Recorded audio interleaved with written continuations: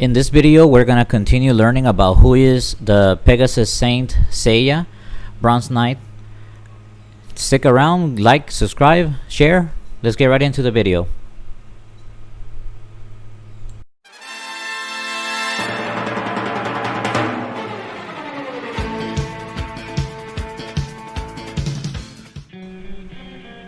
After revealing the truth that Saori Kido is Athena, Athena is kidnapped by crows, Jamian, ravens, and it is up to Seiya to go save her. Seiya confronts Jamian and her black winged terror, but because of her newly inspired devotion to Saori, Seiya jumps off a cliff to save her. Seiya breaks an arm in his act, and everything becomes more complicated when Shina of Ofuku arrives to support Jamian. Seiya cannot fight in those conditions, so they spoke with Saori. He and Saori spoke, and the two decide to, quote-unquote, to play everything for everything. By making an escape, a high-risk escape in which Seiya ends up unconscious. They jump off a cliff pretty much, a very high one, and where this time it is Saori who defends him from the Silver Saints. In this scene, you see for the first time the very special feelings that comes from each other.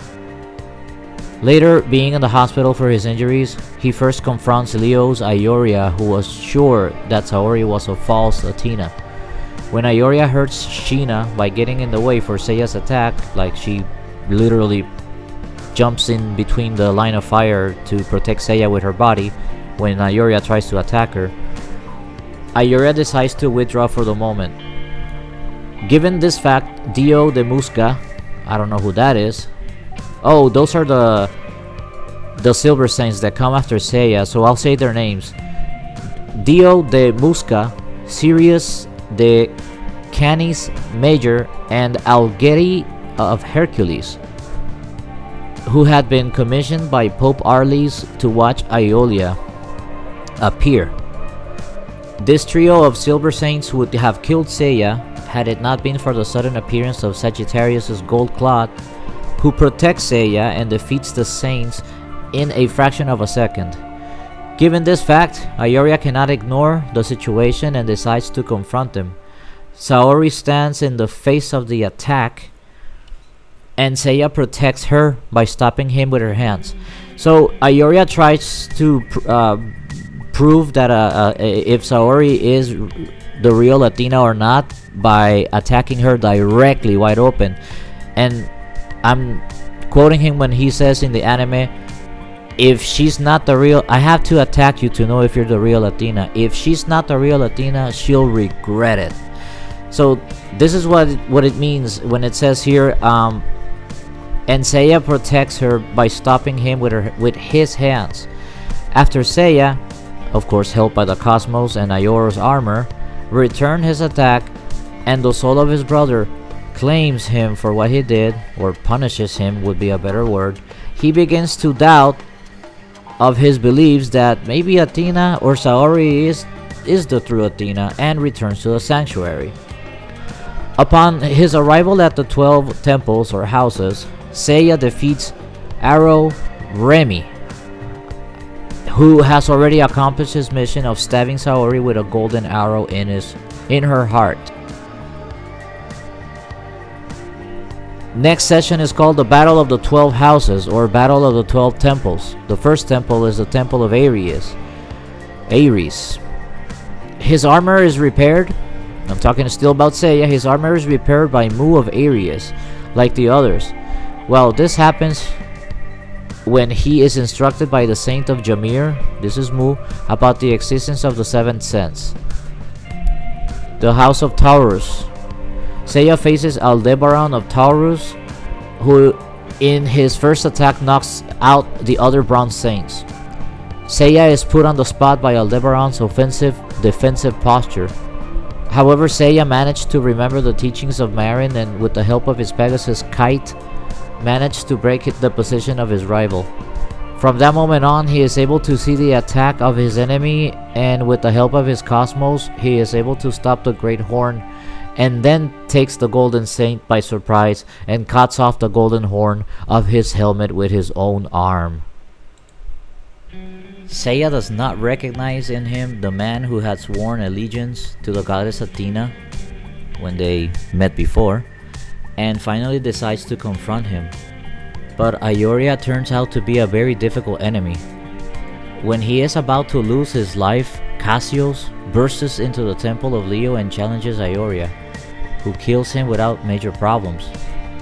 Because of this, Ioria is finally free from the power of the imperial Satan of Kyoko, Arlis, who controlled his mind, which is why he attacked Seiya, and that he would only disappear by killing an enemy. Now on the Scorpion Temple, Seiya along with Shiryu are the first to arrive at the 8th temple. However, they manage to feel how Shun tries to sacrifice his life in the Temple of Libra, trying to save Hyoga. Remember that Hyoga was encaged in a ice coffin by his master Camus, but we'll talk about Hyoga in another video. So Shun was trying to save him. Seiya and Shiryu tried to return, but the Scorpio Saint Milo did not allow them. The two Bronze Saints tried to face him, but without much effort, they fall victim to the Scorpion Needle.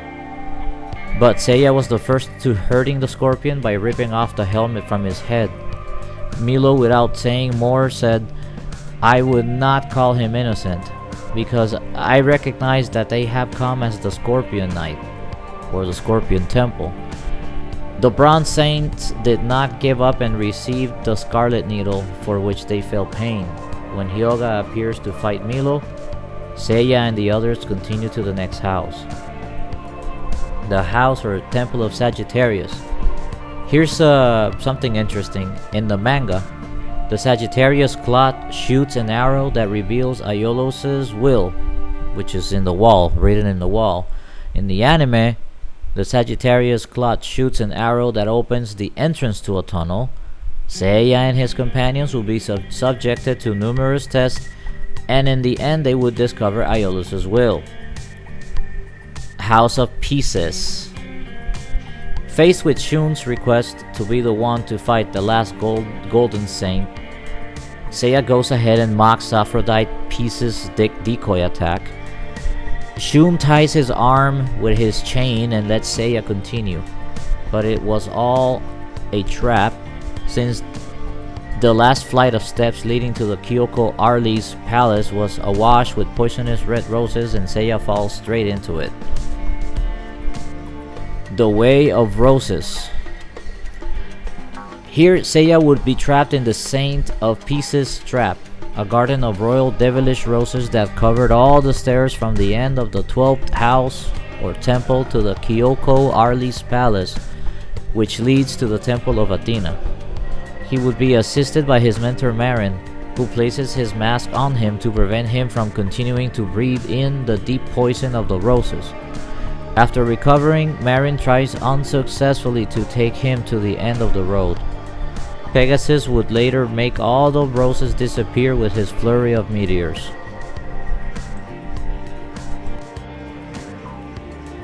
Leo's Temple. Seiya is reunited with Aiolia of Leo, the Golden Saint of Leo, who instead of letting him go, faces him.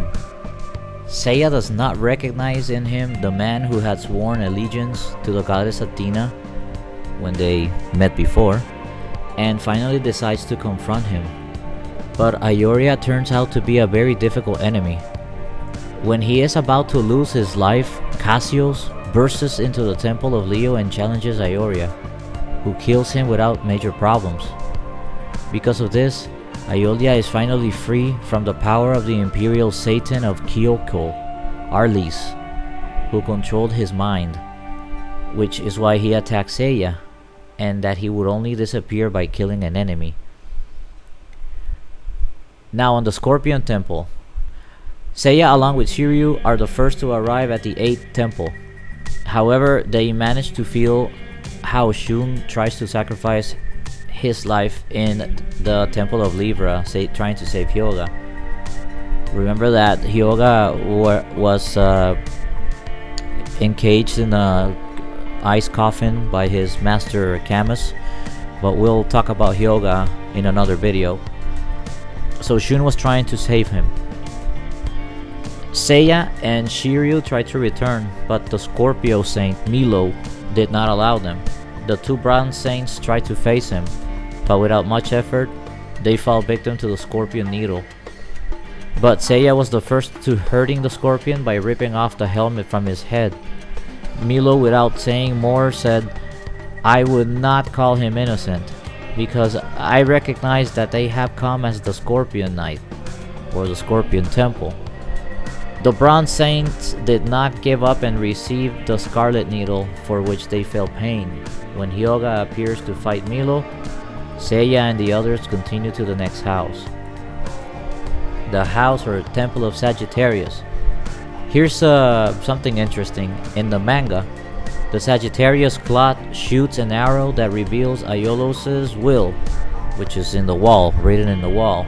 In the anime, the Sagittarius cloth shoots an arrow that opens the entrance to a tunnel. Seiya and his companions will be subjected to numerous tests, and in the end they would discover Aiolos' will. House of Pieces.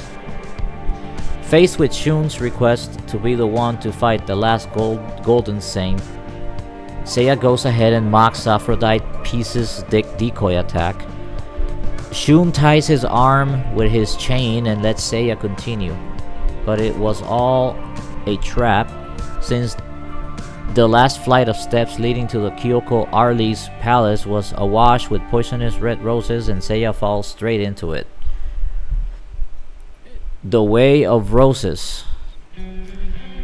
Here, Seiya would be trapped in the Saint of Pieces trap, a garden of royal devilish roses that covered all the stairs from the end of the 12th house or temple to the Kyoko Arlys palace, which leads to the temple of Athena. He would be assisted by his mentor Marin, who places his mask on him to prevent him from continuing to breathe in the deep poison of the roses. After recovering, Marin tries unsuccessfully to take him to the end of the road. Pegasus would later make all the roses disappear with his flurry of meteors. Okay, so if you like this video, go ahead and check my other videos that I'll be posting up here in the end screen. And I just want to thank you everybody for sticking around till to the end. You're awesome. Thank you for subscribing. Thank you for liking. I'll see you next time. Bye.